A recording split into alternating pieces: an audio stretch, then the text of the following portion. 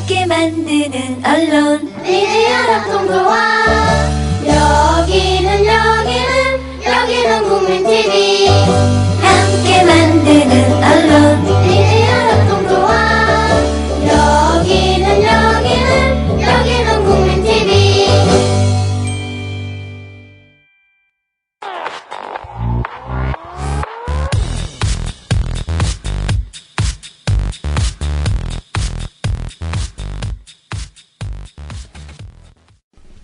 네, 로벤져스 시작하겠습니다. 오늘은 저희 이태원 살인사건 중심으로요, 미군 관련 범죄에 관해서 얘기 나눠보는 시간 갖도록 할게요. 세 분 변호사님 나오셨고요. 이렇게 나이순으로 소개 다시 한번 부탁드릴게요. 안녕하세요. 김재식 변호사입니다. 네. 네, 안녕하세요. 김지영 변호사입니다. 네, 안녕하세요. 김종호 변호사입니다. 반갑습니다. 네, 세 분 변호사님 자리해 주셨습니다. 네. 지난번하고 똑같은 옷을 입고 왔네요. 아, 이거 얘기해도 되나요? 저희가 이렇게 의상 변화가 없이 너무 캐주얼하게. 이 얘기를 해주세요. 왜냐면은 제가 네. 이 옷밖에 없는 줄 알고 아, 오해하실 수 네. 있잖아요. 옷이 없어서 이렇게 입는 거잖아.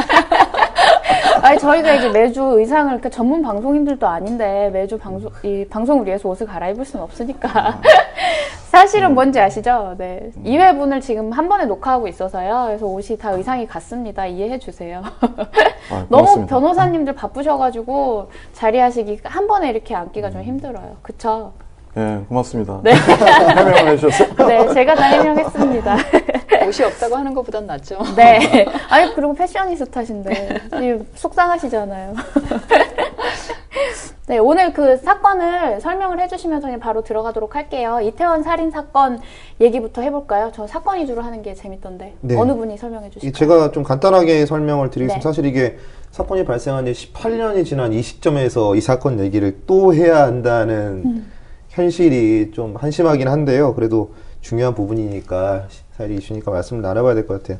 이게 시간을 거슬러 올라와서 1997년 4월 3일 밤 10시경에 여자친구를 집에 데려다 주고 있던 이제 고 조중필 대학 학생이 이태원에 이제 한 햄버거 집에 소변을, 화장실을 들르기 위해 들어갑니다. 버거킹이죠. 네, 근데 들어가는 순간 들어가고 그 이후에 바로 두 명이 따라 들어와서 이 조중필 씨의 목을 칼로 찌르기를 시작을 했고요. 그 양쪽 목과 가슴 총 9곳 정도의 공격을 당했고, 결국에는 뭐 목 동맥에 찔려 과다출혈로 사망을 한 사건인데, 그 이후에 바로 이 두 명의 용의자로 압축이 됐어요. 에드워드 리라고 하는 재미교포 2세인 사람과 아더 존 패터슨이라고 하는 아버지가 이제 미군에서 근무를 하시던 사람의 아들.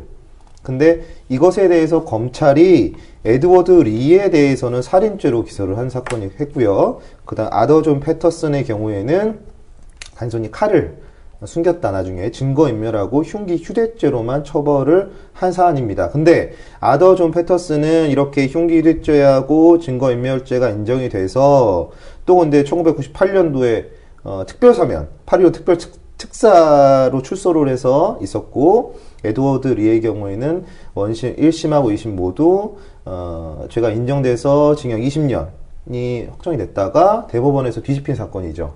그 이후에 아더 존 패터슨은 미국으로 출국을 하고요. 에드워드 리는 무죄로 석방돼서 결국에는 피해자는 있지만 가해자를 처벌하지 못한 이상한 사건으로 지금까지 지내오다가 시간이 지나다 결국에는 우리나라의 뭐 법무부의 범죄인 인도 요청으로 인해서 얼마 전에 이제 우리나라로 송환되어 와서 새롭게 이 아더 존 패터슨에 대한 재판이 진행되고 있는 사안입니다. 네, 사실 안타까운 게 지금 이제 사건 발생하고 18년이 지났지만 패터슨이 다시 유죄 판결을 받을 수 있을지 이 법 전문가들은 약간 우려스러운 입장이거든요. 왜냐하면 18년이 지나서 이미 이제 뭐 증거라든지 증인 확보도 어려운 상황이고, 또 패터슨 변호인 인터뷰 기사를 보니까 아주 자신만만하더라고요. 무죄 입장에 있어서.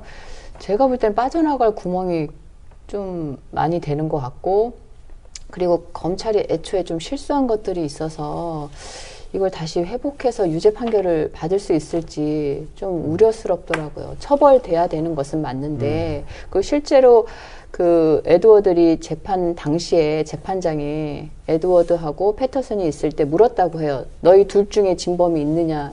그러니까 우리 둘 중에 진범이 있다라고 얘기를 했죠. 진범은 있는데 진범은 못 잡고. 하느님만 아시는 거. 아니 진범이 있다고 두 사람이 대답을 인정을 했는데 했- 인정을 예. 했는데 어떻게 무죄가 나와요? 근데 서로 제가 죽였다 하는 거죠. 내가 안 죽이고 제가 죽였다라고 얘기를 하는 거죠. 아 그럼 이게- 누가 죽였는지 증거가 제대로 나오지 않았으니까 아무한테도 죄를 물을 수 없다 뭐 이런 그러니까 거예요? 이런 문제가 있는 거예요. 그러니까 지금 법조계에서 가장 그 지적하는 건 당시 검사가 네. 왜 그 두 사람을 다 살인의 공범으로 기소를 했으면 아마 살인범을 누구라고 지목을 했을 겁니다. 네. 두 사람 다 살인죄로 기소가 됐으니까. 그런데 그 리에 대해서만 살인죄로 기소를 하고 패터슨에 대해서는 흉기 휴대하고 증거인멸로만 기소를 했기 때문에 우리나라 형사소송법상 검사가 공소 제기한 혐의에 대해서만 판단하게 돼 있어요. 그러니까 패터슨에 대해서는 살인으로 기소된 게 아니기 때문에 그 증거인멸과 흉기 휴대 관련한 범죄가 인정이 되는가만 판단을 한 거고, 그래서 유죄가 된 거고, 그 다음에 에드워드 리에 대해서는 살인죄로 기소한 거기 때문에 살인의 혐의가 있는지만 판단을 했는데 아니라고 결론이 나서 지금 이렇게 어지러워진 거거든요. 대법원 판결문을 보니까 대법원의 입장은 에드워드 리의 단독 범행으로 볼 수 있는 증거가 불충분하다라고 했거든요. 그 말은 대법원도 심정적으로 패터슨이 진범에 가깝다고 보고 있는 것 같고 이미 에드워드는 단독 범행의 증거가 부족해서 무죄 판결을 받았기 때문에 사실은 패터슨을 살인죄로 기소하는 게 맞죠. 처음부터. 이게 조금 그 18년 전으로 좀 거슬러 올라가 봐야 될 것 같아요. 왜 이런 어처구니 없는 상황이 발생을 했는가. 제가 뭐 알아본 바로는 이게 최초 이 사건이 발생을 하고 이 에드워드 이제 패터슨은 바로 이제 그 위치 위에 4층의 술집에서 손을 씻고 옷을 갈아입고 그리고 이제 돌아간 것이고요. 흉기를 이제 증거를 인멸을 하고 그 다음에 에드워드 리 같은 경우에는 다음 날인가 본인이 수사기관에 출석해서 그런 일이 있었다라는 걸 진술을 하거든요. 근데 그 상황에서 이 에드워드 리는 바로 긴급 체포가 됩니다. 그리고 이 패터슨 같은 경우에는 이게 이제 미군에서 일하는 사람의 자식이었기 때문에 이게 미군 범죄수사대 CID에서 내사를 통해서 조사를 하게 되거든요. 거기서 이 패터슨이 자기가 했다라는 사실을 인정을 했어요. 그게 왜냐면은 패터슨이 이러한 사건에 얽히자 그 아버지하고 뭐 이야기를 하다가 스스로 인정했다고 해서 자수형식으로 간 거였습니다. 근데 이게 무엇이 문제였었냐면 그 이후에 우리나라 검찰의 수사를 하면서 갑자기 뒤집혀진 거예요. 아니, 제가 아는 건 좀 다른데 네. 자수하고 자백한 건 에드워드가 했었고 패터슨 같은 경우에는 미군 수사대에서 이게 미군 범죄로 또 여론이 돌아가게 되면 너무 이제 안 좋게 될 거기 때문에 자기네들이 빨리 수사를 했고 그 과정에서 뭐 여러 가지 정황에 대해서 자백은 받았지만 범행, 그러니까 살인을 했다라는 자백은 미군 수사대에서 받지 못한 상태로 검찰로 넘긴 걸로 알고 있거든요. 네, 저도 그렇게 알고 있는데 다만 이제 CID에서는 패터슨을 이제 살인의 그 주범으로 지목해서 보낸 건 맞아요. 그런데 우리나라 검찰에서 그렇지 않고 반대로 결론을 내려서 리를 살인죄로 기소를 한 거죠. 그러니까 근데 이제 아까 좀 잠깐 거슬러 올라가서 얘기를 하면은 그러면 왜 평범하게 그냥 둘 다를 공범으로 기소해서 편하게 그러면 한 사람은 살인죄로 처벌을 받든지 아니면 두 사람 다 우리나라 그 형법상 공모 공동정범도 있고 공동정범도 있기 때문에 두 사람 다 살인죄로 처벌할 수도 있거든요. 편하게 할 수 있는 일을 왜 이렇게 별도로 했느냐 이게 지금 그 문제라고 제기되는데 이것도 사실 당시로 돌아가 보면 그 담당 검사가 자기 소신에 따라 또 했다고 하는 거예요. 한 사람은 분명히 살인에 가담한 적이 없기 때문에 그 사람을 살인죄로 기소하는 거는 검사 양심에 비추어서 당시에 문제가 있었다고 생각해서 본인이 생각하는 진범 그냥 옆에 있었다는 것만으로 살인죄가 되는 건 아니거든요. 그 살인 행위를 분담하든지 뭐 미리 들어가기 전에 공모를 했든지 그래야 두 사람을 다 공범으로 기소할 수 있는데 본인이 수사를 해보니까 한 사람만 분명히 살인을 했다고 판단을 해서 결국에는 이제 그렇게 기소를 한 게 지금 문제가 된 거죠. 그 검사가 결국에는 패터슨이 아니라 에드워드 리를 기소하게 된 가장 중요한 이유는 검사는 이 거짓말 탐지기를 하고 사실 확신을 했다라고 이야기를 하고 있어요. 그때 근데- 확신이 섰다. 에드워드 리가 진범인 것 같다. 그리고 또 무슨 거짓 반응이 나왔죠. 에드워드 리. 에드워드 리가 거짓 반응이 나왔어. 근데 이게 웃긴 게 뭔지 아세요? 이 거짓말 탐지기 조사를 요청했던 게 에드워드 리예요. 네, 사실 에드워드 리가 요청을 하고 자기가 거짓 반응이 나온 겁니다. 근데 그 상황에서 검사가 가장 확신했다고 얘기하고 또 몇 가지가 있냐면 에드워드 리는 그 사건 현장을 명확히 기억을 못했어요. 정확하게 어디를 찔렀고 이런 걸 기억 못했고 패터슨은 너무 명확히 기억을 했던 거예요. 그래서 공소장에도 그런 내용이 들어갔다고 합니다. 이 목격자의 경우에, 그러니까 진범의 경우에는 자신의 범행을 명확히 기억을 못하고 목격자가 더 명확히 기억하는 게 법의학적 상식이다. 라는 것이죠. 근데 제가 볼 때는 패터슨은 사이코패스 같거든요. 그러니까 사이코패스 같은 경우에는 거짓말 탐지기도 얼마든지 속여 넘길 수가 있고 또 한 가지 허점이 얘가 한국어를 못 하잖아요. 네. 그러니까 한국어로 묻고 다시 영어로 묻는 과정에서 얘는 마음의 준비를 할 수 있었던 거고 그래서 진실 반응이 나왔다. 그렇죠. 그리고 네. 평소에도 사람을 죽이고 싶다라고 항상 말을 맞습니다. 하고 다녔대요. 네. 그래서 칼을 쏘자 그렇죠. 다녔던 것이고. 그러니까 그런 정황이 사실은 패터슨이 진범으로 보이는 정황이고, 그리고 두 번째로 그 혈흔 있잖아요. 그러니까 목을 6번인가를 찔렀어요. 그래서 피가 정말 낭자할 정도로 그렇게 찔렀는데 패터슨은 흥건히 젖은 상태였고 에드워드는 정말 아주 적은 맞습니다. 혈흔만 네. 묻었거든요. 그게 직접적으로 살인을 하지 않으면 그 혈흔도 설명이 안 되는 것인데 이 검사가 에드워드를 살인자로 지목한 결정적인 단서는 그 법의학 소견이었는데 네. 그 조종필 씨보다 큰 사람이 위에서 아래로 찔렀다, 목 네, 부분을. 그게 그렇기 법의학 때문에 소견이었어요. 에드워드가 180이었고 패터슨이 170이 안 되나 하여튼 작은 키였기 때문에 그것 때문에 아마 그러니까 그 에드워드를 그 부분- 살인죄로 기소를 한 것 같아요. 부검 소견하고 결국에 거짓말 탐지기하고 이 범죄 현장을 기억을 못 하고 있다. 예, 이 이유 때문에 결국 에드워드 리를 기소를 한 것이죠. 근데 여기 범인이 범죄 현장을 잘 기억 못한다는 게 무슨 말이에요? 보통이 범인은 그렇다는 거예요. 충동적으로 하거나 뭐 그렇기 때문에 자신의 범행 현장을 적절히 기억 못 한다는 거예요. 오히려 목격자가 훨씬 더 잘 기억을 한다. 근데 이 사건에서 패터슨은 엄청 세세하고 세밀한 부분까지 기억을 하고 있어요. 칼을 어느 부위에 어떻게 쥐고 있었고 어느 부위를 몇 군데 찌르고 어느 부위를 몇 군데 찔렀다.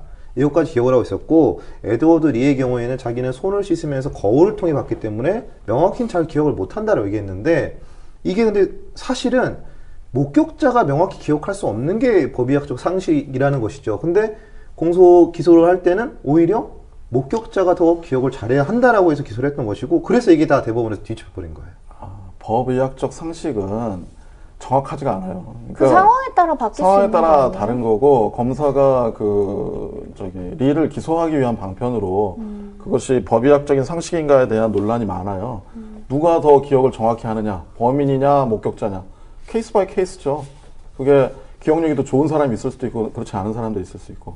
그리고 또- 여기서 술을 마시다가 왔다고 하지 않았어요? 그러니까 4층에서 뭐 친구들하고 같이 놀고 네, 어울려서 맞아요. 놀고 그리고 있었다. 법의학적 소견으로 그 큰 사람이 찔렀을 것이다라는 것도 실제 1차 이게 보면은 오른쪽 목 부위를 3회, 가슴 부위를 2회, 왼쪽 목 부위를 3회 이렇게 엄청나게 찔렸는데 이렇게 찔렸다는 거는 한 번 찔러가지고 이게 주저앉아가지고 그 피해자가 그 상태에서 또 찔렀을 수도 있거든요. 그러니까 이 검사가 자기가 기소를 정당하기 위한 방편으로 그런 논거를 세웠던 것 뿐이지 또 우리나라 검사들은 또 유명한 그 저명한 법의학자들의 법의학 소견을 그냥 좀 추종하는 경향도 좀 있어요. 왜냐하면 두 사람만 진실을 알고 나머지 모르기 때문에 그런 그 전문가들의 의견을 추종하는 경향이 있는데 그 의견의 일부를 받아서 기소를 한 거죠. 거짓말 탐지기 같은 경우도 지금 우리 변호사님 말씀하신 것처럼 그런 경우가 있을 수 있거든요. 영어로 네. 얘기를 하니까 훨씬 친숙한 언어고 번역하는 과정에서 시간이 충분히 있으니까 천천히 호흡도 이렇게 하면서 진실 반응이 나올 수 있는 거죠. 근데 그렇게 에드워드 리도 같은 에드워드 리의 경우에는 통역관이 없었다고 합니다. 아 그럼 없었고, 한국말로 대답하고요? 한국말 한국말로 할줄 했고 알았고. 패터슨의 경우에는 한국말을 곧잘 했어요, 사실은. 곧잘 했음에도 불구하고 통역관을 불렀고, 심지어는 그 당시에 거짓말 탐지기의 오차율이 30% 이상이었다고 그 합니다. 당시에는 옛날 거짓말 탐지기라 그렇게까지 정교하진 않고, 뭐, 가해를 말씀드리면 거짓말 탐지기의 증거 능력에 대해서는 우리 대법원이 부정을 해요. 거짓말 탐지기 조사는 수사 과정에서 정말 모르겠다 할 때 그냥 참고로 수사기관이 쓰고는 있지만 그 근거를 법원에 제출한다고 해서 네. 법원이 거기 진실 반응이 나오니까 얘를 그거를 증거로 삼아서 뭐 혐의를 인정해서 유죄 판결하거나 그러진 않아요. 그럼 그걸 제출하는 이유가 뭐예요, 의미가? 참고 자료. 저희 참고 자료 형식입니다. 그 판결할 때 뭔가 어느 정도의 영향을 끼칠 수 있을 거라는 걸 생각하고 그냥 넣는 아니죠. 건가요? 재판부는 그거를 판결할 때 영향을 받으면 안 되죠.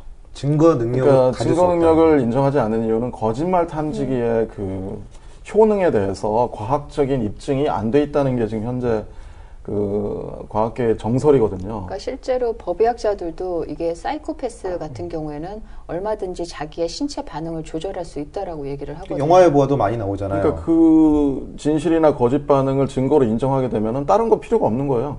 그러니까 누구나 이제 거짓말 탐지기를 하려고 그러겠죠. 얘가 진짜인지 아닌지. 그러니까 그 거짓말 탐지기 증거 능력은 원래 앞으로 좀 과학 수준이 높아진다고 해도 인정하기는 좀 어려운 거예요. 그게 사실. 100% 확신할 수 없는 이상. 거짓말 탐지기는 수사 당시에 수사기관에서 피고인을 압박하기 위한 수단으로 보통 많이 쓰는 거기 때문에 그런 정도로만 쓰이는 게 사실 맞는 것이지 이걸 증거로서 쓰면 또 안 되는 것이거든요. 근데 여기서는 이 사건 같은 경우에 거짓말 탐지기에 대해서 너무 신뢰를 많이 했던 측면도 근데 있고 오죽 답답했으면 그렇게. 근데 그 당시 이 검사의 그 심정은 충분히 또 이해는 가는 것 같아요. 왜냐하면은 서로 핑퐁 싸움을 하고 있는 과정이었기 때문에 내가 한 게 아니다. 그럼 거기서 갈등이 굉장히 심했던 것이 우리 예전에 이태원 살인 사건이라는 영화 있었잖아요. 그 영화를 보면은 충분히 이해는 또 되는데. 근데 무능함도 일정 부분 있었다고 저는 생각이 드는 게 이게 중간에 뭐 수사검사나 공판검사가 바뀌어서 그랬는지는 모르겠지만 하여간 1998년에 이게 대법원의 판결 선고를 기다리고 있는 시점에서 그 담당 검사였으면 만약에 무죄가 날 수도 있겠다 그러면 패터슨을 다시 기소를 해야 되니까 그렇죠. 패터슨에 대해서 조치를 취했어야 되거든요. 출국 금지 조치를 그게 취했어야 되는데 문제가 많았죠. 그걸 안 하고 얘가 바로 특사 받아서 도망가게 해줬었죠. 사실관계가 꼭 그런 건 아니고. 사실관계 맞습니다. 네. 이게 98년도 8.15 특사로 패터슨이 출소를 하고요. 99년 8월 23일까지 출국 금지를 걸어놨어요. 그 기간 끝나자마자 그 그런데 다음날 나갔잖아요. 26일 날 다시 출국 금지를 신청했는 거예요. 3일 정도가 비는데 이 패터슨은 8월 24일 날 출국을 합니다. 그 3일 동안 출근하게 된 계기에 대해서 그 담당 검사는 당시 검사실에 있던 계장이 무슨 뭐 유흥업소 관련한 일로 해서 사건에 연루되는 통에 정신이 없어서 그게 보통은 핑계죠. 계장들한테 얘기를 하거든요. 그래서 출국금지 연장해라. 근데 그 계장이 지금 본인이 사건 당사자가 돼가지고 정신이 없는 틈을 타서 얘가 출국을 해버린 거예요. 그리고 또 이상한 게 범죄인 인도 요청을 2009년에 했잖아요. 2005년에 그러니까 그거는 그러니까 이제 파기환송이 돼가지고 무죄 취지로 파기환송이 돼서 또 고등법원 또 거기에 항소해서 대법원 이렇게 가는 중이었기 때문에 검찰 입장은 일단 에드워드 리가 계속 그 살인자라고 보고 있어서. 근데 1998년에 이제 최종적으로 파기환송된 대법원 판결이 확정이 됐고 지금 그 99년 9월에 파기환송이 됐어요. 예, 그리고 1998년에 그 출국금지제를 연장을 했잖아요. 그러면 99년입니다. 99년. 예, 아무튼 뭐 99, 1년 상관이겠지만 바로 그 범죄인 인도 요청을 했어야 되는데 맞아요. 그 시점으로부터 10년 지나서 범죄인 인도 요청을 하죠. 그리고 이것도 되게 답답한 게 미국에서 막 열심히 얘를 찾아가지고 우리한테 인도해 준 것도 아니고 얘가 거기서 다른 범죄를 저지르고 다니다가 우연히 잡혀서 우리한테 온 거거든요.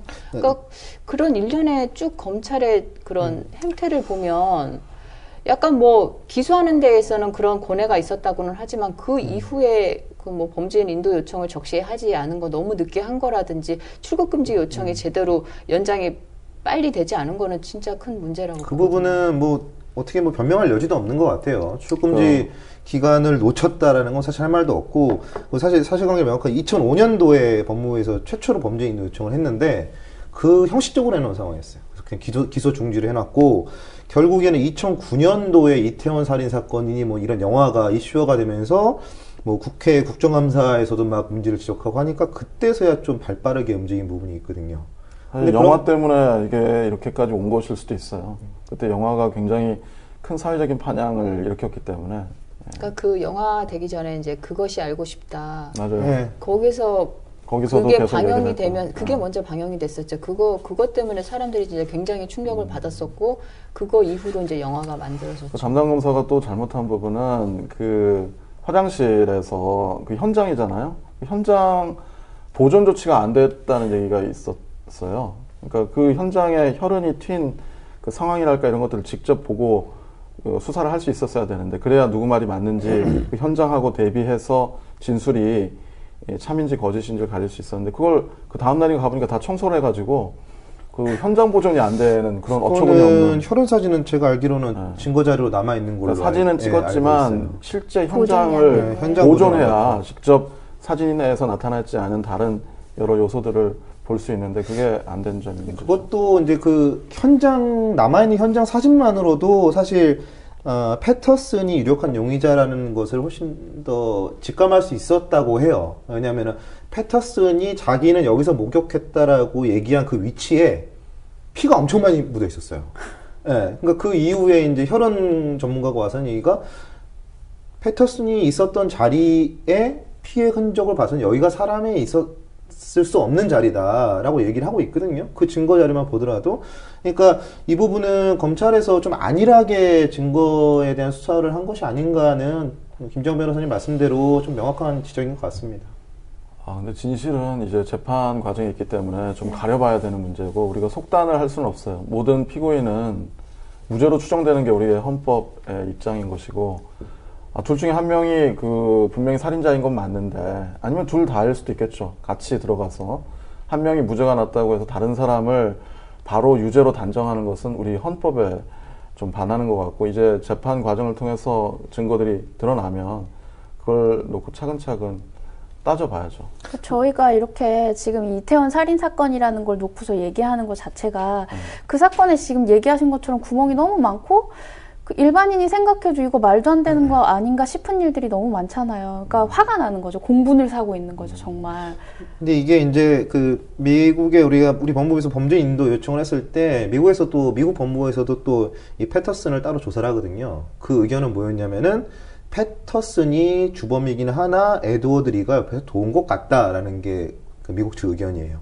그리고 이번 사건 지금 패터슨을 상대로 하고 있는 사건도 이 부분이 좀 문제가 되는 건 뭐냐면 패터슨이 전면으로 살해 혐의를 부인할 수 있다는 거예요.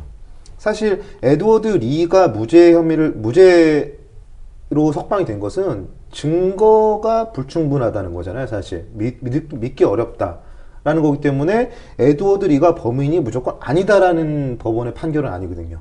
그죠? 단독 범행이 아니라고 그렇죠. 했었죠. 예. 그러니까 사실 패터슨은 이번 사건에서도 나는 아니다라고 혐의를 끝까지 부인할 수도 있다고 봐요.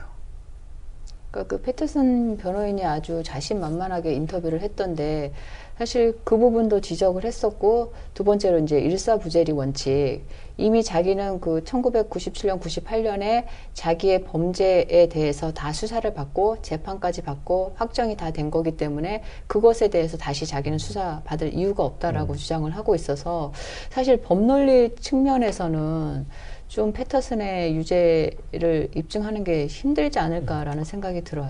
네, 그런 우리나라 법에 따르면은 어떤 일시에 있었던 일들은 한꺼번에 기소를 해야지 그런 일시에 있는 그 범죄 중에 일부에 대해서 유죄 판결을 받으면은 공소 사실이 동일한 범위 내에서는 또 처벌을 받을 수는 없어요. 그게 일사부재리 원칙. 약간 그런 거죠. 공소 사실 동일성이라고 표현을 하게 되는데. 근데 이 경우에 지금 공소사실이 동일한가에 대한 그 법률적인 의견이 다를 수는 있어요. 물론 이건 살인으로 기소된 게 아니기 때문에 당시 증거인멸하고 흉기유대 관련 상해인가요? 뭐죠? 증거인멸하고 흉기 소지. 흉기유대. 그러니까 공소사실이 동일하지 않기 때문에 아직 그 살인죄로 기소한 게 가능하다는 견해가 있을 수 있죠. 그러면 그 에드워드 리는 무죄가 났잖아요. 살인죄로 공소를 했다가 무죄가 났잖아요. 그러면 근데 그 사람이 살인죄를 그러니까 살인만 하지 않았지 거기 공모했을 수는 있다는 얘기라는 거였잖아요. 네. 그 판결이. 그러면 그 에드워드 리도 공범이라는 걸로 다시 걸고 들어갈 수는 없어요. 그거야말로 일사부재리의 원칙이에요. 그거는 안 돼요. 훨씬 살인죄로 의외죠. 기소돼서 네. 무죄 판결을 받았기 때문에 네. 나중에 진실이 밝혀진다 하더라도 네. 그거는 이미 확정된 판결이라 다시 처벌 안 돼요. 이거 이해가 안 가네. 어떡하지? 왜냐면 이런 그 네. 법률들은 결국에는 피고인의 인권을 보호하기 위한 거예요. 그 에드워드 리하나 패터슨을 보호하기 위한 게 아니라 억울한 피고인이 있어서는 안 된다는 게 형사소송법의 대원칙이기 때문에 그게 패터슨이든 에드워드리든 다 똑같이 적용돼야 되는 거죠. 그 사람한테 예외를 두면 다른 억울한 사람이 생기기 때문에 예외를 둘 수는 없어요. 이 패터슨 이번에 그 형사 재판 진행되고 있는 거 지켜봐야겠지만 제가 알기로는 이 패터슨이 사실 우리는 법무부의 범죄 인도 요청에 끝까지 저항하다 들어온 거는 송환된 건 아니고 우리나라 변호사하고 이야기를 통해서 스스로 이제 마지막에는 들어왔다고 하더라고요. 어느 정도 그래요? 충분히 자신감이 좀 있다는 부분 같고 뭐 저희가 명확하게 지금 증거 자료라든가 뭐 이런 법리 검토를 충분히 하지 않았지만 이게 아마 대법원까지 간다면 저희가 생각하지 못한 결론이 나올 수도 있을 것 같긴 하지만 대법원의 입장에서 과연 의심이 무죄? 든다 치더라도 둘 다에게 무죄를 내리는 결정을 할 수 있을지는 정말 재밌는 그러니까 이게 양상이 벌어질 거예요. 여론 재판 비슷하게 돼가고 있기 때문에 지금 그 패터슨 변호인 입장에서는 굉장히 곤혹스러울 거예요. 그런데 사실 이론적으로도 그렇고 법리적으로도 그렇고 패터슨이 범죄라는 증명 책임은 검사에게 있고요. 검사는 합리적인 의심이 없을 정도로 증명을 해야 돼요. 그 공소 사실을. 그렇지 않으면 무죄를 받아요. 그 말은 무슨 말이냐면 진실하고 상관이 없어요. 이거는 검사가 합리적인 의심이 없을 정도의 증명을 하지 않고 뭔가 그렇지 않을 것이라는 영역에 관한 어떤 그 확신이 있게 되면은 처벌할 수 없는 게 현재 우리 그 형사법 체계거든요. 그럼 예를 들어 이번에 무죄가 나왔어요. 네. 그 다음에 뭔가 또 항소할 수 있는 기회가 있어요? 아니면 여기서 끝인가요? 대법원까지 가서 패터슨이 무죄다라고 한다면 둘 다 대법원 무죄로 의미가 끝나는 거죠. 없잖아요. 네, 방법이 없죠, 그런. 뭐 근데 새로운 증거가 나타나면 재심을 할 수 있겠죠. 완벽히 새로운 증거. 근데 뭐 거의 끝이라고 지금 봐야죠. 20년 가까이 됐는데 새로운 증거가 나올 수 없고 그래서 합리적 의심 없이 입증을 할 수 있겠느냐는 논의가 있는 거예요. 20년 전에 있는 증거들을 지금 다시 끌어오고 그때 있었던 20년 전에 있던 그 진술, 그때 뭐 친구들도 있었고 그 패터슨하고 같이 친구들도 많았었잖아요. 그런 사람들 다 불러오고 20년 전에 일을 기억 잘 하실 수 있겠어요? 아무리 그게 쇼킹한 사건이라도. 못하겠죠. 그러니까 못하겠지만. 그런 그 입증을 과연 합리적 의심이 없을 정도로 할 수 있겠느냐는 그런 우려가 있는 거죠, 검사. 그때도 이제 이 부분이 지금 중요한 부분인데 사실 패터슨하고 그 에드워드 리하고 있던 그날 모임에 여러 명의 사람들이 있었거든요. 그 많은 그 증인들이 될 수 있어요. 결국에는 쟁점이 됐던 것 중에 하나가 패터슨의 흉기잖아요, 흉기는. 근데 이게 에드워드 리가 나중에 갖고 있었다는 것이었거든요. 공소를 제기할 때는. 근데 이 부분도 주변 사람들은 누가 가져갔는지 알 거예요. 그러니까 패터슨이 칼을 꺼내놓고 자랑을 했대요. 나 이런 칼을 갖고 다닌다. 그 다음에 사람들이 돌려보다가 패터슨의 주장은 마지막에 에드워드 리가 넣었다. 에드워드 리의 주장은 다도 돌려보다가 결국에는 패터슨이 가져갔다는 것인데 이러한 진술을 해줄 수 있는 주변에 있던 사람들이 이 소파 협정에 따라서 출석을 시킬 수가 없는 거예요. 그게 굉장히 웃기더라고요. 미 군내 자체로 송달 자체를 못한대요. 증인 소환장 자체를. 그래서 그런 부분에서 증거 수집이 굉장히 어려워서 입증이 더 어려웠다라는 얘기가 있습니다. 그 친구들이 다 미군이었다고요? 대부분 미군 가족들이나 여자친구도 있고 미군 군속이라고 하죠. 미군의 자녀들이나 그 조카나 뭐 이런 친척들. 그래서 이런 사실은 이제 사람들이었겠죠. 이 사건을 다루게 된 게 그 미군 그 지휘 협정, 사실은 소파 협정에 대해서 몇 년 단위로 얘기가 나오고 있어서 그 얘기를 하고 싶어서 이제 이태원 살인 사건을 했는데 실제적으로 이 사건 자체는 소파 협정하고는 그렇게 큰 네. 차이는 없었어요. 그러니까 패터슨 아버지가 미 군속이긴 한데 그거 말고는 뭐 미군의 범죄는 아니었기 때문에 그래서 지금 이제 소파 협정에 대해서 네. 좀 케이스 가지고 얘기를 해봤으면 좋겠어요. 그 2002년에 그 여중생 둘이 그 미군 그 장갑차에 효순이 이선희 미선이었나? 교수. 예, 그 깔려서 이제 압사 당한 사건이 있었잖아요. 그때도 굉장히 하여튼 국민들이 공분하고 그랬었는데 그 결론 아시죠? 결국은 걔네들이 무죄 판결을 받았던 거. 그러니까 그 사건 하나만 봐도 이게 소파 협정에 어떤 문제들이 있는지 짚어 나갈 수가 있을 것 같아요. 그리고 얼마 전에 탄저균 배달 파문도 있지 않았습니까? 근데 이것이 우리 세관에서 검사를 하지 못했다는 것이죠. 이게 소파 협정 9조 5항에 미국 군대 탁송되는 군사 화물은 세관 검사를 받지 않는다고 명확히 되어 있기 때문에 이 세관 검사를 못하면서 탄저균이 들어왔던 거예요. 근데 되게 웃긴 게 탄저균 진짜 막말로 수소폭탄보다 더 강력해서 설탕 한 봉지 분량만 있으면 미국을 초토화시킬 수 있는 그런 위력을 가지고 있대요. 근데 우리는 메르스 때문에 탄저균은 신경도 안 쓰고. 근데 정말 이게 문제인 게 우리나라에 2013년에 의정부 기지인가 그쪽에 화학부대가 배치가 됐다고 그랬잖아요. 그래서 이번에 탄저균 이 배달 사고로 인해서 그러면 우리 모르게 의정부뿐만이 아니라 그 배달됐던 오산 기지에도 이 탄저균 관련한 화학부대가 있는 것이 아닌가. 근데 그거를 우리나라만 모르고 있는 것 아닌가 이런 의문도 제기가 됐었거든요. 이게 더 문제인 것 같아요. 이 소파 협정에 따르면 환경범죄라든가 이제 원상회복 규정이 없어요. 그러니까 다 이렇게 싸질러 놓고 나중에 치워야 될 의무가 없다는 것이죠.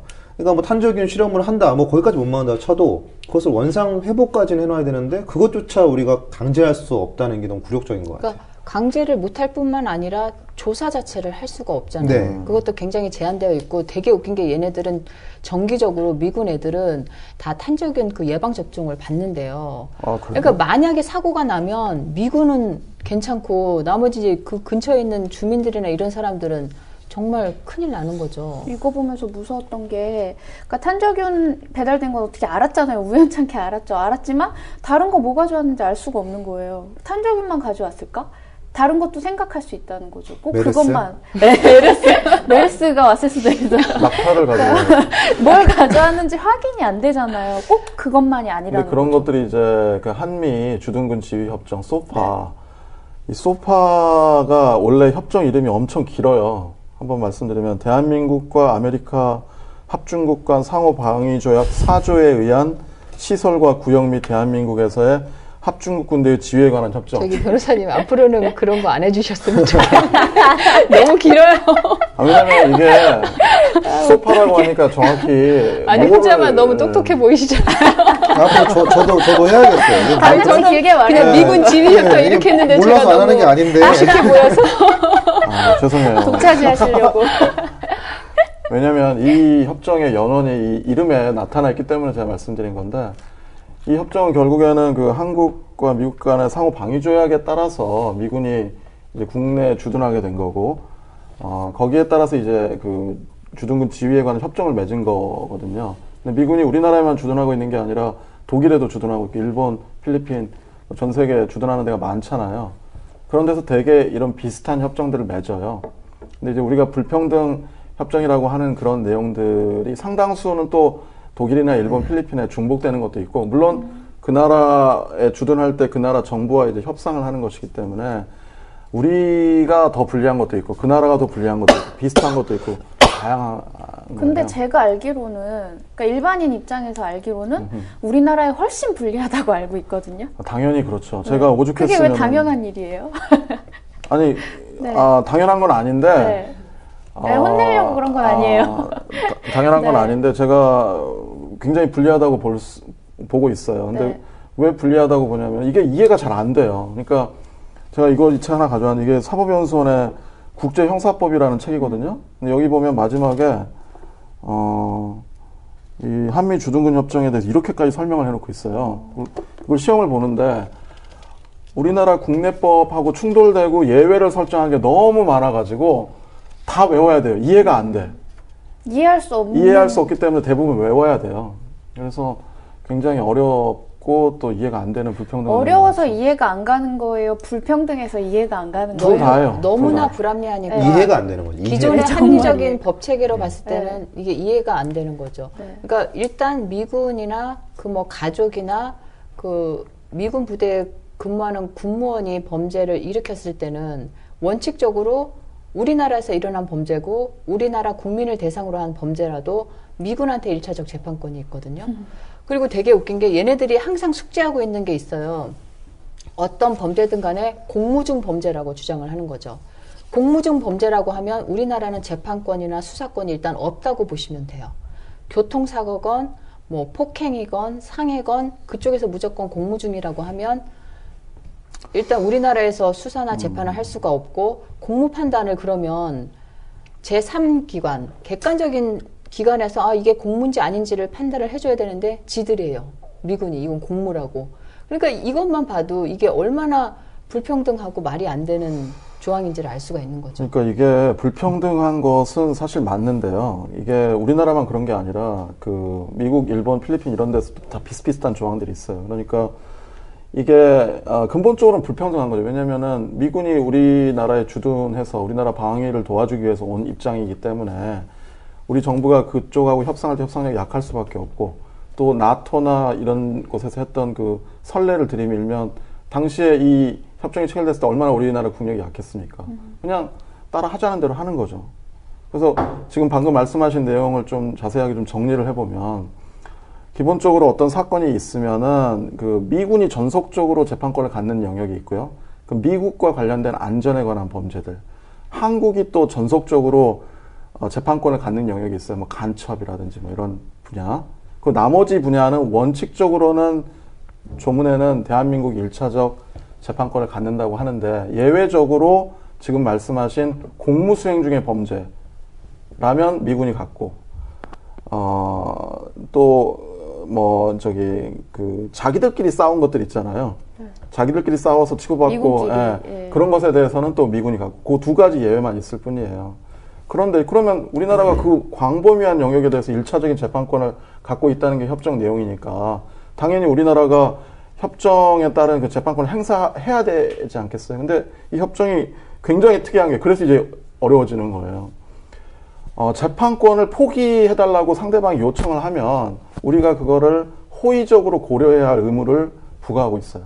무슨 말이야? 호의적, favorable. 그러니까 그쪽에서 우리나라가 재판권을 갖는 게 원칙적인 아까 그 두 가지만 빼고 비공무수행 중. 근데 아까 그 패터슨 같은 경우에는 그 햄버거 먹다가 그런 일을 했으니까 미 군속이 공무가 아니니까 아까 그 협정에 따르면 우리가 1차적으로 재판권이 있는 거예요. 그런데 미군이 그 1차적인 재판권을 포기해달라고 요청을 하게 되면 그걸 우리가 호의적으로 고려할 의무가 있고 지금까지는 너무 웃기다 말이네. 지금까지는 이게 영어라서 그래요. 대부분 호의적으로 고려해서 그러면 니들이 해. 이렇게 하고 우리나라가 스스로 재판권을 행사하지 않은 경우가 많았어요. 그럼 그게 그냥 완곡한 표현일 뿐이지 호의적으로 포기하는 그러니까 실제로 운영은 그렇게 되지 않았고 압력을 주니까 그거를 그냥 가져가라 하게 되는 거 아니에요? 사실상은 그런 면이 있고요. 그러니까 이제 호의적으로 고려한다고 우리나라 재판권을 포기하니까 재판권만 포기해야 되는데 수사권까지 포기해서 아예 수사를 안 해요. 수사권은 왜 포기하는 건데요? 그러니까 수사권 포기하라는 말은 없는데 어차피 재판이라는 게 그것도 드리는 수사를 거예요. 전제로 하는 거니까 수사도 안 하는 경우가 좀 있고 그리고 이제 우리한테 그 재판권이 인정된 12개 범죄가 있다고 그랬잖아요. 뭐 살인, 마약, 뭐 상해 이런 범죄에 대해서도 사실은 우리가 온전하게 수사를 할 수가 있는 게 아니에요. 이게 일단 수사를 하려면 피의자 됐다 놓고 신문을 하고 증거 찾고 뭐 이렇게 해야 되잖아요. 근데 그걸 할 수가 없는 거예요. 얘가 그냥 군부대로 도망가 버리면 일단 우리가 알아서 그 범인이 없는 상태에서 우리가 증거 만들고 해서 기소를 해야지 걔를 데려올 수가 있어요. 왜요? 말이 안 되죠. 이게 그렇게 2001년도 2차 개정을 하면 사실은 신병 인도 시점도 많이 앞당긴 거예요. 기소를 해야지 되는 것도 많이 앞당긴 건데 검사가 기소를 해야지 그 사람을 데리고 올 수 있다는 거예요. 근데 좀 말이 안 되는 게 검사가 기소를 하려면 증거가 있어야 되거든요. 근데 그 증거를 미군 범죄수사대에서 만들어주는 거예요. 그 증거를 가지고 검사가 기소를 하는 거죠. 그래서 미군 범죄가 매년 한 300여 건 정도 발생하는데 불기소 처분이 60%예요. 그러니까 지금 얘기는 무슨 얘기냐면은 예를 들어서 공무수행 중이라면은 당연히 이제 상대방이 재판권이 있으니까 다 넘겨요, CID에. 근데 이처럼 그 비공무수행 중에 범죄라든지 이런 것들이 있으면 일단 우리는 그 현행범 체포해가지고 와서 조사를 다 합니다.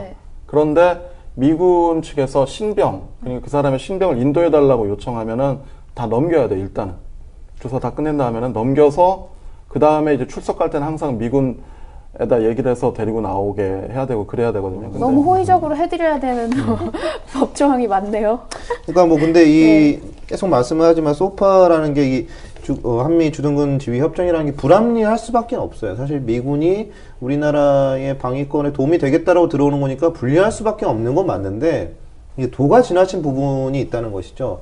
적어도 그런 부분이 무엇이면 저는 미군 내에서 그 근로를 제공하고 있는 한국인이 한 13,000명 정도 된다고 하더라고요. 근데 이게 우리나라의 근로기준법에 적절한 보호를 받지 못하는 거예요. 우리나라 사람인데. 그렇죠. 그렇기 때문에 이런 부분까지도 소파 협정에 따라서 불평등한 대우를 받는다? 너무하잖아요. 어느 정도 우리가 그래 미군 사고 친 거 어느 정도 양보할 수 있고 뭐 이 정도는 모르겠지만 이런 기본적인 인간의 어떤 근로 기준에 대한 관한 법률까지 적용하기 힘든 협정이라면 심각할 정도로 불평등한 것이 아닌가라고 저는 좀 생각을 합니다. 그리고 제가 되게 충격을 받았던 게 이제 고엽제 아실 거예요. 그러니까 고엽제라는 게 이제 미국에서 베트남 전쟁을 할 때 베트공들이 이제 숲이나 이런 데 숨으면 찾을 수가 없으니까 숲을 싹 고사시키기 위해서 이제 고엽제라는 걸 쓰거든요. 근데 그게 사람한테도 정말 몇십 년 그 물질이 축적이 되면서 암을 일으키고 굉장히 치명적인 그런 결과를 가져오기 때문에 얘네들이 되게 웃기게 그 고엽제를 지네 땅에서 처분을 하는 게 아니라 우리나라에 있는 미군 기지로 와서 그거를 폐기를 하다가 걸렸어요. 아, 전에 그 뉴스 본 것 그렇죠. 같은데. 네. 그러니까 그게 땅 속으로 들어가면 땅을 오염시키는 건 물론이고 지하수를 따라가가지고 식수로도 들어갈 수 있고 그러면은 우리나라 일반 국민도 피해를 보게 되는 거잖아. 이건 명백한 집단 살인 행위고 근데 그거에 대해서도 뭐 소파 협정이나 이런 데에서 우리가 제지하고 감시하고 그럴 방법이 없다는 게 너무 화가 나는 거죠. 저는 말씀하신 거랑, 그러니까는 김종우 변호사님 아까 말씀하신 거랑 좀 다른 의미인데, 그러니까 기본적인 그런 권리도 안 지켜주는 것에 화가 난다고 하셨잖아요. 근데 저는 큰 사건들, 그러니까 일반인들이 많이 화를 내는 큰 사건들, 그거 하나를 조금이라니까 해결 부분을 어느 정도라도 마련을 해줬어야 되는데, 미선희 교수님 같은 경우에 둘 다 그냥 무죄 났잖아요. 그때 연관됐던 사람 전부가 무죄였잖아요. 아무것도 결론이 없고, 그리고 그 패터슨 그 사건도 아무도 결국엔 책임진 사람이 없어요. 그러니까 작은 권리를 저는, 그러니까 저 같은 사람은 그래요. 작은 권리를 찾아주자는 게 아니라 그렇게 큰 사건, 그러니까 모두가 화가 나는 사건이 있었는데도 불구하고 아무 손도 못 썼어, 정부에서. 그런 게 화가 나는 거죠. 그것에서 이제 좀 특이한 네. 내용들은 공무수행임에도 불구하고 우리나라에서 재판권 행사를 요청했다는 게 좀 특이했던 사건이죠. 그러니까 원래는 공무수행이면은 네. 재판권이 미국에게 원칙적으로 있는 거거든요. 그래서 미군에서 재판을 받는 게 한미 행정협정상 맞는 건데 네. 법무부에서 최초로 재판권 행사를 요청했고 물론 이제 그게 받아들여지진 않았었죠. 네. 아, 그래요? 네. 근데 이제 이런 게 뭐 하늘에서 떨어진 법이 아니에요. 무슨 네. 자연법처럼 이런 법리가 있는 것도 아니고 옛날에 미군이 뭐 나토랑 체결했던 협정에서부터 시작해가지고 계속 선례가 되다 보니까 쌓인 거라서 뭐 원리 원칙 이런 게 없어요. 일본에서도 유명한 사건이 있었는데 그것도 지라드 사건이라고요. 이름도 좀 이상한데 지라드. 그 말씀 왜 안 하시나? 그래서 조마조마하고 있었어요. 1957년에 발생한 사건이에요. 이게 일본의 그 여성 46세 여성을 21세 그 지라드라는 일병이 살해한 사건이죠. 아, 21세 그 미군이 46세 여자를 네. 그 아주 악랄했는데 그게 출입 금지가 되어 있는 연습장 사격 연습장 내에서 그 여자를 마마라고 해가지고 불러내가지고 가까운 거리에서 발포해가지고 이 사망시킨 무슨 사건이에요. 말이에요? 그러니까 사람을 세워놓고 사격을 했다고요? 아니 그게 아니라 그 여자가 그 사격 연습이 끝나면 항상 그 빈 화약통이나 이런 거 주워서 생계를 유지하던 네. 사람인데 네. 평소 안면이 있었는지 마마 뭐 이런 식으로 해가지고 불러내가지고 그 사격장 내에서 이제 쏴서 사람을 죽인 거예요. 근데 이게 지금 사격 연습장 내에서 일어난 사건이니까 공무잖아요, 공무. 그러니까 재판권 행사가 안 되는 거예요, 일본 정부 입장에서는. 아니, 그런 거 다 차치하고 도대체 왜 그랬대요? 그런 내용까지는 제가 자세히는 모르겠고. 아니 왜 사람을 거기 불러서 그게 사이코패스가 아닌 이상이야. 미군들이 지금까지 범한 범죄 중에 네. 사이코패스적인 그런 범죄들이 네. 많죠. 이거 성급한 일반. 그냥 성폭력 네. 관련 범죄들도 많고 예전에 동부청부터 시작해서. 근데 이 문제를 언급하는 이유는 이때 일본 정부가 재판권을 달라고 해서 이때는 일본 정부가 스스로 자기 법정에 세웠어요. 그러니까 공무 중인 사건이고 협정에 의하면은 1차적으로는 미군이 재판권이 있음에도 불구하고 아까 호의적으로라는 표현이 네. 있죠. 그거를 역으로 이용해서 그거는 너무 공부를 많이 사니까 일본 정부가 재판하겠다 해서 일본 정부 내에서 재판한 사건이란 말이에요. 그래서 결론이 없죠. 결론은 공무 중이든 뭐든 이게 협정과 상관없이 하늘에서 떨어진 게 아니기 때문에 그 중대한 사건이라면 우리나라가 재판권을 행사할 수 있도록 협정을 개정하든지 아니면 협정이 뭐 나름대로 타당성이 있다면 그건 놔두더라도 중대한 사건이 발생할 경우에는 적극적으로 재판권 행사를 우리 측이 할 수 있도록 법무부가 네. 전향적인 태도를 가져야 된다는 게 이제. 그러니까 여기서도 이제 일반인들이 자기가 피해자가 됐을 경우에 대처를 하는 그런 요령이 나올 수가 있는데 지금 계속 공무 중인지 아닌지가 다투어지고 있잖아요. 그러니까 이게 미군 범죄 중에서 그래도 가장 많이 일어나는 게 이제 교통사고 범죄, 뭐 그 다음에 뭐 살인, 뭐 강간 이렇게 쭉 나오는데 일단 공무 중인지 아닌지를 판단하는 게 미군 쪽이라고 했잖아요. 그러니까 그 이 사람이 공무 중이 아니었다라는 거를 우리가 증거 확보를 하고 있으면 훨씬 더 그쪽에서 그렇죠. 받기가 쉽기 때문에 예를 들어서 미군에 피해를 당했을 때는 그 사람 뭐 이름, 계급이라든지 소속 부대 알아놓는 건 기본이고 그때 당시에 같이 있었던 사람 동행자들 복장 같은 거 다 사진으로 찍어서 남겨놓고 그 증인들한테 저 사람이 지금 뭐 하러 나왔다, 뭐 식사하러 나왔다, 놀고 있었다 이런 거를 확보를 해두면 나중에 이 사람이 공무 중이었다 하고 빠져나갈 구멍을 봉쇄를 시킬 수가 있는 거죠. 지금 협정상 그렇기 때문에 그게 제일 포인트 중에 하나죠. 그러니까 공무 중이 아니었다고 우리가 얘기를 할 수 있어야 돼요. 그래야만 한국 경찰, 한국 검찰, 한국 법원의 재판을 받을 수가 있고, 이 공무 중이냐는 여부는 지금 협정상으로는 그 미군 부대 법무참모 조언에 따라 거기 장성급 장교가 발부하도록 돼 있는데 놀랍게도 이 부분에 관한 증명력이 결정적이라고 아예 협정에 돼 있어요. 그러니까 이게 다른 얘기를 잘 못하게 돼 있는 거예요. 물론 이게 결정적이냐에 대해서 우리나라 정부가 토의는 할 수 있는데 이게 수정이 안 되는 이상은 그게 공무라는 점은 그 증명서로 확정이 돼버리는 거예요. 그러니까 미군이 그런 허위증명서가 발부가 안 되도록 하려면 우리가 확실한 증거를 갖고 있어야 나중에 수정을 해달라 이렇게 요구할 수가 있는 거죠. 근데 뭐 그게 쉽지는 않겠죠. 그러니까 그 너무 정황, 불합리하다. 뭐 증거 자료를 어떻게 뭐 일반인들이 그런 당황스럽고 뭐 햄버거 먹고 상황에서 있다거나 이런 경우 당연히 공무가 아닌 거고. 그거를 입증하기가 쉽지는 않을 것 같습니다. 그 패터슨 좀 전에 짚은 그 사건 같은 경우에도 그 사람은 이미 죽었잖아요. 죽은 사람인데 그런 경우에는 뭐 내가 그 자료를 그렇죠. 수집할 수 있는 경우도 아니고 그러니까 그게 정부가 보호막이 돼줘야 되는데 그게 안 되니까 화가 나는. 그렇죠. 네. 제가 너무 말문을 막았나요? 아니 또 뭐 문제가 네. 되게 많아서 저는 이게 궁금해서 그 속파에 그러니까 독소 조항 같은 거 기본적으로 사람들이 잘 모르고 있지만 이거 법률 그러니까 변호사님들이 있으니까 아실 거 아니에요. 그래서 저는 그런 거 몇 가지 좀 얘기해 주셨으면 좋겠는데 이게 알아둘 만한 거. 이게 웃긴 게 미군이 지나치게 보호돼요. 그러니까 우리나라 형사소송법하고 미국의 형사소송법이 다르잖아요. 근데 미국의 형사소송법이 굉장히 피고인 위주로 돼 있는 거는 아시잖아요. 네. 미국에서 피고인의 지위라는 것은 말 그대로 일단 무죄 추정이 상당히 강하게 이루어지고 또 뭐 이런 것도 있어요. 그러니까 1심에서 미국 같은 경우에는 무죄를 받으면 검사가 항소를 못 해요.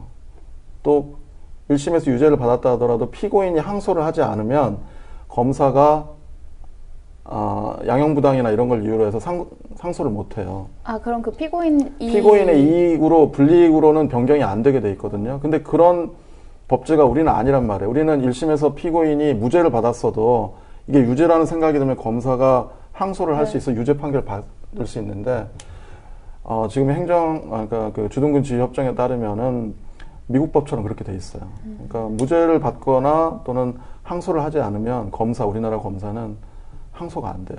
뭐 그런 점도 우리하고 좀 맞지 않는 면이 좀 있고, 나 그리고 그 탄저균 관련해서요. 이거 제가 어제 기사를 뭐 보긴 했는데 정확한지 모르겠어요. 그러니까 미국에서 뭘 들여왔을 때 그거를 이제 검사할 수 없다. 그 안에 뭐가 있는지 내용물에 대해서 판단할 수 없다는 얘기가 나왔잖아요. 근데 그거 뭐 개정하려고 움직임이 있다는 얘기를 봤는데 그거 맞아요? 근데 항상 네. 소파 협정에 움직임이 대해서는 있- 사건이 네. 있으면 개정한다고 하지만 네. 실제로 국민이 요구하는 대로 합리적으로 개정되어 왔지는 않거든요. 지금까지도. 근데 더군다나 사실은 일부 이제 이런 아주 치명적인 범죄에 대해서는 조금 미국의 양보를 받았지만 이 환경 범죄 관련해서는 그렇게 큰 양보를 받아내기 힘들고 그나마 우리가 협의해서 그쪽에서 얻어낸 게 공동조사 할 수 있다. 이 정도지 아예 들어오기 전에 그걸 뜯어보고 뭐 검사하고 이럴 수 있는 거는 아니거든요. 그 공동조사 할 수 있다는 말도 이렇게 들려요. 그래, 니네 한번 끼워는 줄게. 이렇게. 맞아요. 얘기는 할 수 있게 해줄게. 이런 느낌? 그리고 제가 보니까 좀 아직 그 명확하게 부각이 안 된 그 문제 중에 하나가 뭐가 있냐면 이 소파 행정협정상 아까 재판권이 우리나라에 원칙적으로 있다고 돼 있는데 상대방이 포기 요청을 호의적으로 고려한다고 돼 있잖아요. 근데 그런 조항도 무색하게 어떤 조항이 있냐면 상호방위조약 2조가 적용되는 적대행위가 발생한 경우에는 재판권이 즉시 모두 그 미군 당국에 가도록 돼 있어요. 잘 모르겠어요. 그러니까 무슨 말인지. 예를 들어서 뭐 이 전쟁 직전이다 그러면은 뭐 또 계엄 당시다 그러면 적대시라는 말이 적대행위라는 게 이제 남북한 대치 상황이나 네네. 뭐 그 국가의 안전에 위협이 초래될 만한 그런 뭐 상황. 상황들 계엄령이 발생이 됐다든지 뭐 발포를 저번처럼 막 한다든지 뭐 이런 그런 적대행위가 있을 때는 재판권 자체가 아까 그런 건 규정 다 없고 몽땅 미군이 다 가져요. 그게 무슨 말이냐면은 그러니까 이게 적대행위라는 표현이 굉장히 모호하게 돼 있는 거예요. 우리 그 진돗개도 있고 뭐 이 등급이 여러 가지가 있잖아요. 네. 그런 걸로 구별이 돼 있는 게 아니라 그냥 적대행위 이렇게 돼 있거든요. 그러니까 예를 들어 저번처럼 그 미국 북한에서 발포해가지고 마치 그것도 적대. 예, 그런 상황이 될 수 됐을 때 있잖아요. 만약에 어디서 그 교통사고가 났다 미군이 그럼 그 적대행위 중이니까 우리가 다 재판권을 갖겠다 이렇게 얘기해도 사실 할 말이 없는 그런 물론 그렇게는 안 하겠지만 네. 만약에 그 적대행위라는 말이 정확하게 규정이 돼 있지 않은 이상은 어떤 중대한 어떤 그 사고가 있을 때 예를 들어 미군의 뭐 고위 장성이 공무 중이 아닌 어떤 뭐 그 행위로 인해서 지금 처벌이 되려고 하는데 그 시점에서 공교롭게 연평도에서 폭격이 있었다. 네. 그럼 우리나라가 재판권을 행사해야 되는데 그걸 빌미로 해서 야 이건 적대행위 중이니까 우리가 가져갈래. 그럼 아무 수를 쓸 수도 없는 거잖아요. 지금 그렇게 해석될 여지가 있다는 거예요. 그 상호방위조약 2조에 있는 적대행위라는 말이 그냥 적대행위이기 때문에. 뭐 그러니까 기본적으로 이게 사실은 미군 지휘 협정이 그러니까 전시 상황이나 이런 거를 가정을 하고 그 군사작전 통제권이 미군한테 있기 때문에 광범위하게 재량권을 행사할 수 있도록 만들어진 거잖아요. 그러니까 핵심은 그 군사작전 통제권을 다시 환수를 하게 되면 우리가 아무래도 재량권을 더 가져올 수 있고 그럼 이런 좀 불합리하고 불평등한 것도 그거에 맞춰서 좀 더 많이 요구를 할 수 있지 않을까 그런 생각을 하거든요. 근데 그게 없는 상태에서 이 협정만 어떻게 바꿔달라 해서 저쪽에서 노 하면 깨갱. 그러니까 이거는 그런 그 거죠. 상호방위조약에 관한 문제일 수 있어요. 이 협정이 탄생하게 된 계기는 아까 한미 상호방위조약 2조에 따라서 미군이 우리나라에 기한을 정하지 않았어요. 무기한으로 주둔할 권리를 우리가 허여해 준 거거든요. 표현에 따르면 허락해 준 거예요. 근데 보통 상호방위조약들이 대부분 기간 같은 것도 있고 목적도 있고 뭔가 그 체계나 이런 것들이 확고히 있어야 되는데 과거 이제 전쟁 직후에 우리가 미국하고 체결한 조약이다 보니 그런 것들이 없고 그냥 뭐 물론 조약 뭐 6개월 전인가 1년 전인가 뭐 통고하면 뭐 자연스럽게 해지할 수 있도록은 되어 있는데 굉장히 미국이 우리나라에 주둔하는 이유나 목적이나 이런 것들이 불분명하게 규정되어 있다 보니까 다 이런 그 하위 법령들 그 미군 관련 법령들이 이런 식으로 되어 있는 거죠. 궁금한 게 몇 가지 더 있는데 이제 시간이 얼마 없어서 빨리 정리해야 돼서 그러니까 지금까지 일어났던 그런 미군 관련 범죄 중에 우리나라 쪽 그러니까 정말 법리대로 해서 제대로 판결이 난 게 얼마나 있을까 그것도 되게 궁금하고요. 그리고 앞으로 그 소파법이 정말 개정될 만한 여지가 있는지 그것도 궁금하고 되게 답답한 법인 것 같아요. 이런 거를 보고 있으면서 얘기를 해야 되는 것 자체가 전국적으로 뭐 계약이나 협정이라는 것은 대등한 지위에서 이루어져야지 이게 우리가 상식적으로 이해되는 협정이 이루어질 수 있는 건데 사실 이 협정 자체가 이미 시작부터 큰 균형에 이탈을 두고 시작된 것이어서 이것을 바꾸는 것이 쉽지는 않을 것 같은데 가장 중요한 것은 국력을 키워서 우리가 스스로 우리의 방위권을 주장할 수 있을 정도로 돼야지만 이 불평등하고 불합리한 협정에 완벽하게 저희가 저항할 수 있지 않을까 싶은 씁쓸한 저는 결론이 나옵니다. 생각하면서 물론 뭐 이제 뭐 여중생 사망 사건이나 이런 미군 범죄도 굉장히 좀 우려스러운 부분이지만 그 환경 관련 범죄는 그러니까 정말 수만 명, 뭐 수천 명 한꺼번에 정말 많은 인구를 살상할 수 있는 그런 사고가 될 수가 있기 때문에 그러니까 이것도 개정해줘 저것도 개정해줘 이렇게 이거는 한꺼번에 할 수가 없는 거니까 환경 범죄에 대해서만큼은 뭔가 조금 우리가 통제하고 관리할 수 있는 그런 규정이 확실히 만들어졌으면 좋겠어요. 이 한미 주둔군 지휘협정 소파 협정의 개정을 요구하는 그런 그 주장에 대해서 보수 내지는 극우 단체에서는 아니 미군이 우리를 도와주러 왔는데 이걸 왜 개정을 해야 되느냐, 미군이 좀 더 편하게 할 수 있도록 해야지 이거를 개정하는 것은 오히려 뭐 친북이네 종북이네 이렇게까지 딱지를 붙이시는 분들도 있어요. 근데 이거는 사실 그런 문제는 아니에요. 이 주둔군 지휘 협정은 우리나라만 하고 있는 게 아니라 미국, 일본, 필리핀 다 나토 다 하고 있는 거거든요. 그러니까 그 범주 내에서 이 운행이 되는 거니까 우리가 아무리 저기 뭐 예를 들어 공무상의 범죄는 재판권을 우리한테 달라 이거 제가 보기에 불가능한 거예요. 다른 나라 다 그렇게 안 하고 있는데. 다만 아까 제가 말씀드린 대로 지라드 왜 이러세요? 그 아주 흉악한 범죄를 저지른 네, 흉악하게 네. 그 지라드 사건에서도 봤다시피 이게 자연법이 아니라고, 그러니까 하늘에서 떨어진 게 아니고 네. 얼마든지 그 정부와 정부 사이에 바꿀 수 있는 내용이 문헌이 어떻게 돼 있든 간에 어떨 때 바꿔지냐면 그 국민들이 어떤 사건에 대해서 관심이 있고 그런 사건에 분노하고 케이스 바이 케이스로 굉장히 압력을 줘야 사실은 정부도 나설 수가 있는 거예요. 정부는 협정을 준수해야 할 의무가 있는 거죠. 네. 그런데 예전에 우리 저기 촛불시위에서도 보셨다시피 막 그렇게 얘기를 하니까 FTA도 재협상하겠다고 하는 거 아니에요? 협정을 했는데 어떻게 재협상해요? 이 협정도 마찬가지예요. 효순이 미선희 사건에서도 당시에 엄청난 국민들의 관심이 있었기 때문에 법무부가 최초로 재판권 행사하겠다고, 공무 중인 사건인데도 재판권 행사하겠다고 말이라도 하고 네. 그렇게 하는 이유를 잘 생각해서 우리 국민들이 정부가 이 협정을 좀 더 평등한 방향으로 개정할 수 있도록 네. 굉장히 후원을 많이 해줘야 됩니다. 그 케이스 바이 케이스로. 애를 많이 써야겠네요. 소시민이 또 할 일이 생기긴 하네요. 그렇죠. 그런 일들까지 저희가 마무리를 잘 해보겠습니다. 네, 이제 시간이 다 돼가지고요. 오늘 얘기는 여기서 마쳐야 될 것 같아요. 오늘은 그 미군 관련 범죄에 대해서 이태원 살인사건 중심으로 얘기를 풀어봤습니다. 재밌게 보셨는지 모르겠네요. 근데 마무리가 좀 답답해서 지금 가슴이 답답해요. 다음 주에 더 새로운 사건으로 그 새로운 법률 얘기로 찾아뵙도록 하겠습니다. 궁금하신 사항 있으시면 페이스북 저희 팬페이지 있거든요. 그쪽에 남겨주셔도 되고요. 예, 다음 주에 또 뵙는 걸로 할게요. 네, 고생하셨습니다. 다음 주에 뵙겠습니다. 네, 감사합니다.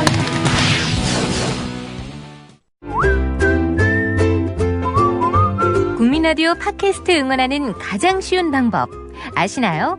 다운로드하기, 별점 주기, 댓글 달기, 구독하기. 국민라디오 팟캐스트 널리 알리는 가장 쉬운 방법. 다운로드하기, 별점 주기, 댓글 달기, 구독하기. 기억하세요. 다운로드하기, 별점 주기, 댓글 달기, 구독하기.